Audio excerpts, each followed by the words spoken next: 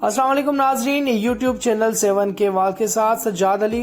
खबर यह है कि बिलाकर जाली सीमेंट बनाने वाली फैक्ट्री पर कार्रवाई का आगाज हो गया। खैरपुर में गैर कानूनी सीमेंट बनाने के खिलाफ क्रैकडाउन, हसास इदारों और महकमा रेवेन्यू की मुश्तरका कार्रवाई।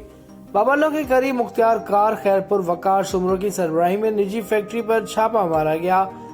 दौरान छापा बड़ी मिकदार में जाली सीमेंट की बोरियां और सीमेंट बनाने वाला सामान बरामद कर लिया गया है।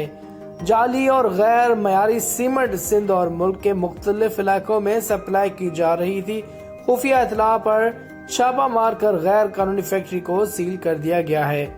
दौरान छापा फैक्ट्री का मालिक फरार हो गया है। पुलिस की जानिब से तलाश जारी की जा रही है। गैर कानूनी जाली सीमेंट बनाने वाली फैक्ट्री पर कलमकारों ने कई बार आवाज बुलंद की थी, जिस पर कार्रवाई का आगाज हो चुका है।